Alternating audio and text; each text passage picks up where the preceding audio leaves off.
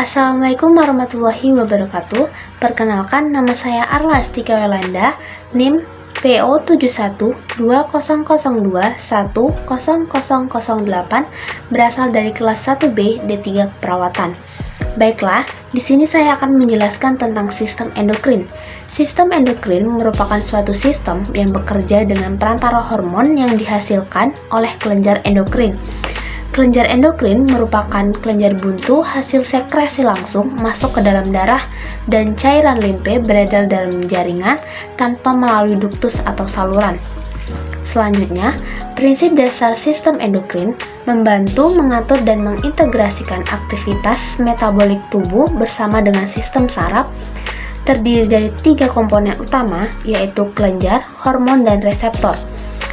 Kelenjar tersusun dari kumpulan sel atau organ khusus mensekresikan hormon secara langsung ke dalam aliran darah untuk mengatur fungsi tubuh. Kelenjar utama adalah kelenjar hipofisis, kelenjar tiroid, paratiroid, adrenal, pankreas, timus, pineal, dan kelenjar gonad, ovarium, dan testis. Kelenjar endokrin terdiri dari hipotalamus, kelenjar pineal, hipofisis, tiroid, paratiroid, timus, adrenal, pankreas, dan kelenjar gonad, testis, dan ovarium. Yang pertama yaitu hipotalamus, merupakan pusat tertinggi sistem endokrin yang menjalankan fungsinya melalui hormonal dan saraf. Kemudian, kelenjar pineal terletak di belakang ventrikel ketiga pada otak, menghasilkan hormon melatonin, mengatur siklus malam dan siang, siklus bangun dan tidur. Kemudian, kelenjar hipofisis memegang peranan penting dalam mensekresikan hormon dari semua organ endokrin, mengatur agar setiap kelenjar endokrin dapat melaksanakan tugas dengan baik. Fungsi hipofis diatur SSP melalui hipotalamus. SSP merangsang neurosekretori dalam hipotalamus untuk menghasilkan hipofistropik hormon atau mengatur hipofis. Selanjutnya, kelenjar hipofisis terdiri dari 3 lobus. Yang pertama lobus anterior, yang kedua lobus posterior, yang ketiga lobus intermediate. Lobus anterior terdiri dari jaringan epitel kelenjar sehingga disebut dengan adenohipofisis, membentuk hormon sendiri yang kemudian akan dibebaskan dalam darah. Hipofisis anterior mengeluarkan 6 hormon peptida utama. Selanjutnya, yang pertama merangsang pertumbuhan tulang dan lemak serta meningkatkan sintesis protein. Yang kedua, thyroid stimulating hormone. Yang ketiga, adrenocorticotropic hormone. Yang keempat, hormon gonadotropin luteinizing hormone. Yang kelima, prolaktin. Yang keenam, melanocyte stimulating hormone. Kemudian, lobus posterior terdiri dari jaringan saraf sehingga disebut dengan neurohipofisis. Secara fungsional dan anatomi, hipofisis posterior sebenarnya merupakan perpanjangan dari hipotalamus.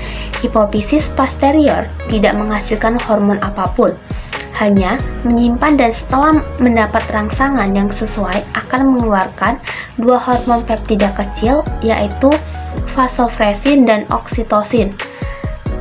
Kemudian, lobus intermediate terletak di antara lobus anterior dan posterior, menghasilkan endorfin, mengendalikan reseptor rasa nyeri. Kemudian, kelenjar tiroid terletak di leher bagian depan, di samping kanan dan kiri trakea, melekat pada tulang laring, terdiri dari 2 lobus, dextra dan sinistra, saling berhubungan. Hormon yang dikeluarkan oleh kelenjar tiroid adalah T3, triodotironin, T4, tetradotironin, dan tirokalsitonin. Selanjutnya, fungsi kelenjar tiroid 1. Mempengaruhi pertumbuhan dan maturasi jaringan tubuh. Yang kedua, mengatur kecepatan metabolisme tubuh. Yang ketiga, menambah produksi panas dan menyimpan energi pada konsentrasi hormon tiroid yang tinggi. Yang keempat, mempertahankan kadar kalsium darah dengan menghambat pelepasan kalsium dari tulang. Yang kelima, mengatur penggunaan O2 dan pengeluaran CO2.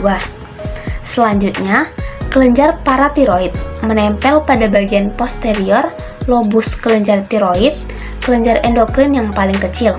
Fungsi kelenjar paratiroid: 1. Mempercepat absorpsi kalsium di intestinum. Yang kedua, mengontrol ekskresi kalsium dan fosfor oleh ginjal. Yang ketiga, jika suplai kalsium berkurang, hormon paratiroid menstimulasi resorpsi tulang sehingga menambah kalsium dalam darah. Selanjutnya, kelenjar timus terletak di sepanjang rongga trakea di rongga dada bagian atas. Kelenjar yang bertanggung jawab pada pertumbuhan manusia. Hormon yang dihasilkan yaitu hormon timosin. Fungsi kelenjar ini sebagai A. Memproduksi sel darah putih yang disebut dengan limfosit T atau sel T. B. Mengaktifkan pertumbuhan badan. C. Mengontrol kekebalan tubuh. D. Mengurangi aktivitas pertumbuhan kelamin. Selanjutnya, kelenjar adrenal. Kelenjar adrenal atau kelenjar anak ginjal atau kelenjar suprarenalis adalah kelenjar endokrin berbentuk segitiga yang terletak di atas ginjal. Kerja kelenjar ini diatur oleh kelenjar pituitari atau hipofisis.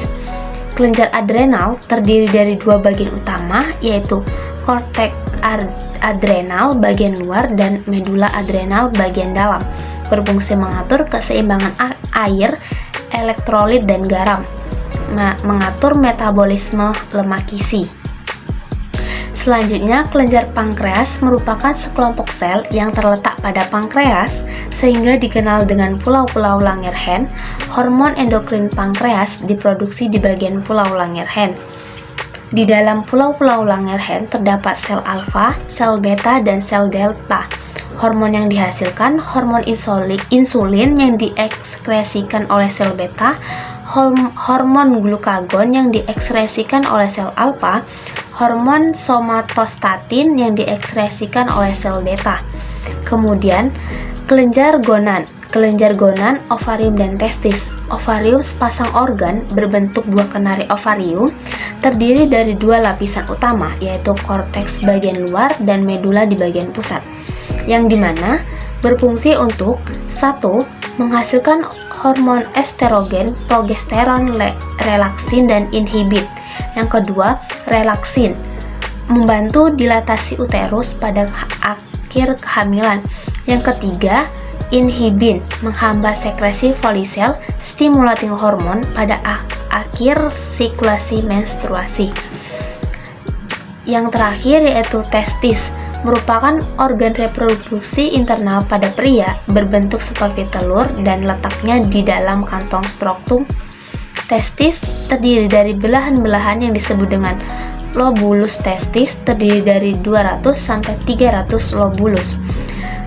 1. Menghasilkan hormon testosteron dan inhibit. 2. Testosteron berfungsi membangun dan mempertahankan karakteristik kelamin seksual pria dan regulasi spermatogenesis.